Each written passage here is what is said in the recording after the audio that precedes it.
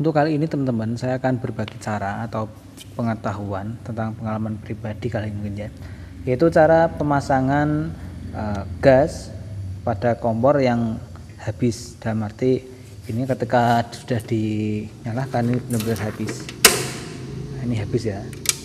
Jadi sebenarnya di dalam selangnya ini ketika baru dicabut itu masih menyimpan. Jadi harus kalau habis semacam ini, biasanya ini kalau dimasukkan ini dia tidak akan langsung menyala. Oke, ini baru ya, tadi baru.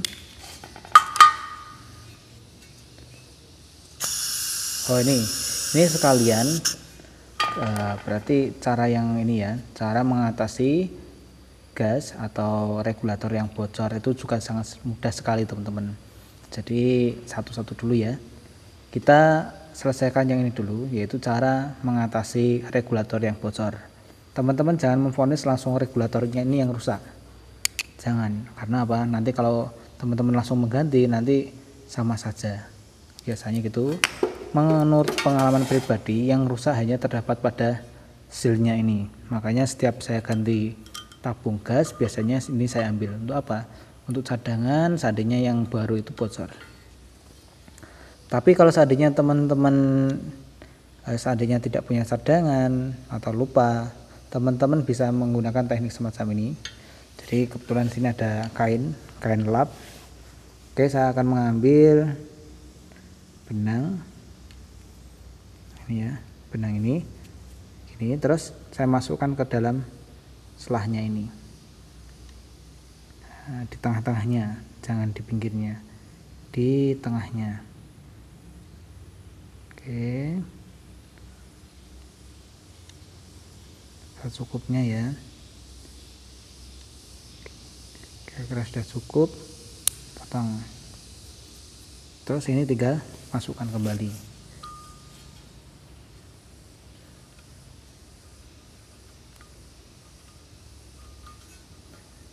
Ini terus kita pasang. Nah, sudah tidak berbunyi tidak bocor Nah, biasanya ini setiap dinyalakan langsung biasanya tidak bisa. Oh, kalau ini kebetulan bisa, berarti ini aman. Tapi kalau seandainya teman-teman memasang ini, seandainya sudah dipasang kok tidak bisa, maka teman-teman perlu melakukan semacam ini. Jadi dipasang langsung teman gini kan, gedok-gedokan, terus dipasang lagi, ambil, gedok-gedok, dan dipasang lagi baru dinyalakan. Tujuannya apa? Sebenarnya di dalamnya ini terdapat sebuah kunci khusus, di mana itu adalah sebuah bal kecil yang nanti ketika tekanan berlebihan atau loss dia tidak akan menyala. Contoh ini ya, ini saya ambil, yang ini saya nyalakan dulu ya, ini benar-benar berfungsi. Nah, ini berarti seharusnya kalau saya ambil ininya itu harus ada bunyi ses. Ini kalau masih normal. Nah, dia akan mengunci otomatis. Jadi kalau ini saya loss, dia akan mati sendiri karena di dalamnya ada bal kecilnya. Jadi teman-teman jangan khawatir seandainya selangnya ini bocor di tengahnya. Nah, secara otomatis regulator itu akan mengunci sendiri, maka tidak akan terjadi kebakaran. Nah, ini bagaimana? Aman tidak dengan adanya korek api? Ya aman, tidak bermasalah. Inilah fungsinya dari regulator. Jadi regulator itu ada dua fungsi. Yang pertama sebagai keran, yang kedua adalah sebagai pengaman. Itu ya. Saya kasihkan kembali. Kunci, jangan lupa dikunci ya.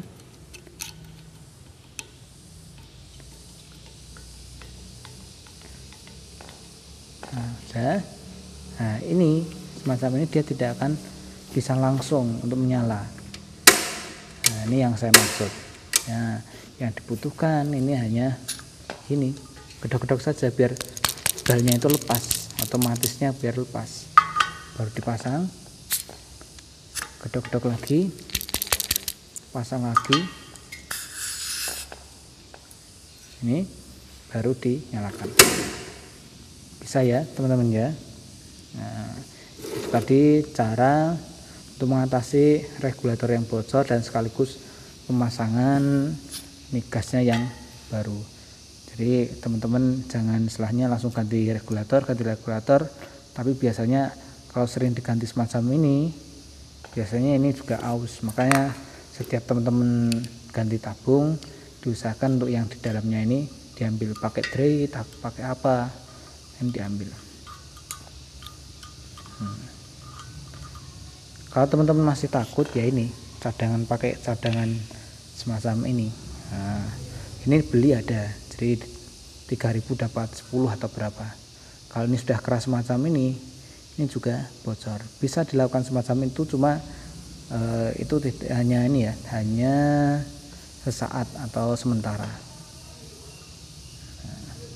Tapi harus dipastikan teman-teman, jadi seandainya ini terapi atau teknik ini tadi harus diperhatikan masih ada bunyi gitu enggak. Yang kedua, baunya menyengat enggak sekitarnya. Kalau terjadi dua hal itu, maka masih dipastikan itu bocor.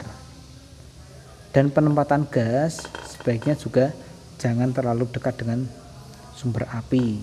Nah, kalau semacam ini sebenarnya salah, tapi ini hanya untuk istilahnya gambaran bagi teman-teman. Jadi seandainya teman-teman di rumah menginstalasinya, jangan terlalu dekat semacam ini.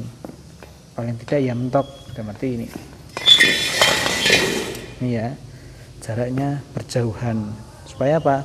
Seandainya bocor sana kecil, nah itu nanti bisa membakar keseluruhan sekitarnya. Jadi seandainya bocornya sini, kalau kecil itu masih bisa nyala, tapi kalau sudah lepas malah mati. Ya, makanya teman-teman jauhkan semacam ini dan usahakan jangan di ruangan tertutup, harus jauh. Maksudnya harus ventilasinya terbuka. Nah ini ya teman-teman ya, gitu ya informasinya, mudah-mudahan membantu bagi teman yang membutuhkan. Dari saya cukup sekian, terima kasih. Wassalamualaikum warahmatullahi wabarakatuh.